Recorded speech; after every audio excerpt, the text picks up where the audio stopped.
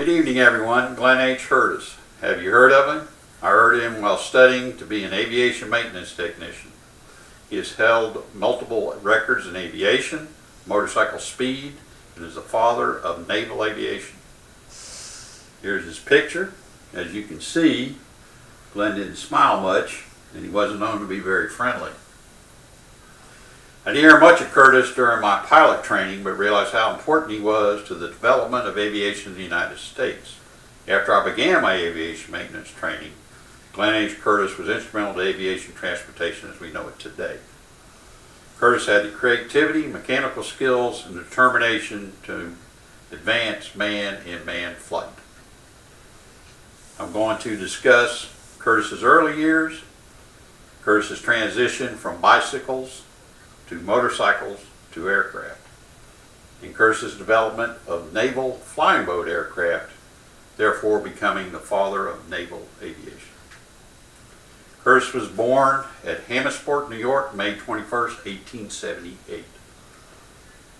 His father was a harness maker, and unfortunately he passed away when Curtis was 4 years old. Curtis's mother raised him and his sister by herself. Glenn completed the 8th grade and dropped out per authors Glenn H. Curtis and Augusta Post in the Curtis Aviation book, which can be viewed online at the Mississippi State College Library. After dropping out of school, Curtis worked for the Eastman Kodak Company and later a messenger for Western Union. That got him started with bicycles. In 1902, he opened his own bicycle shop, developed his own engines, and created a line of motorcycles.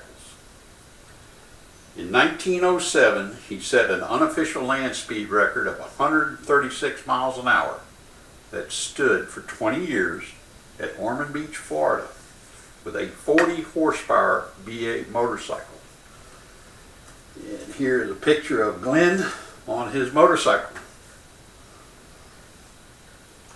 The reason the record is unofficial is the motorcycle broke down and was not able to complete the return lap. In 1907, Curtis was invited to join the Aerial Experiment Association by Alexander Graham Bell.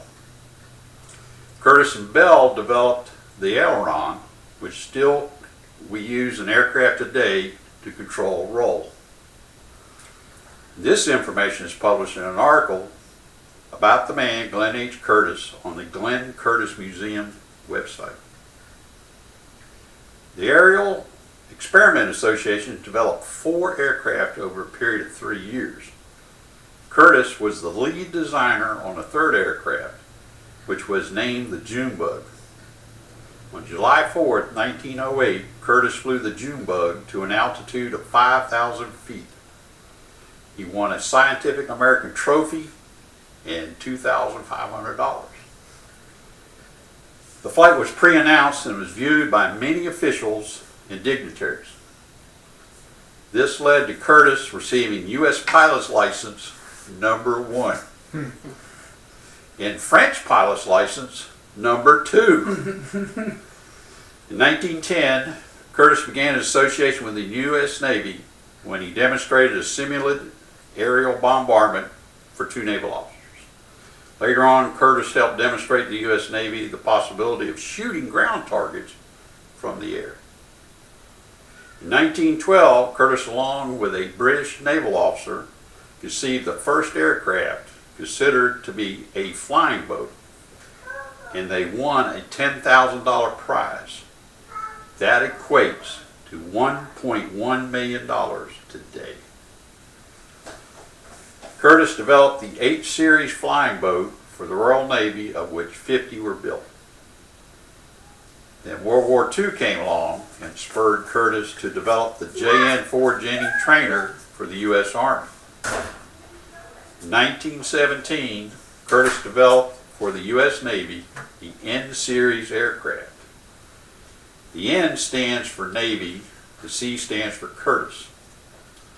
In May 1919, a U.S. Navy NC-4 was the first aircraft fly across the Atlantic from New York to Lisbon, Portugal.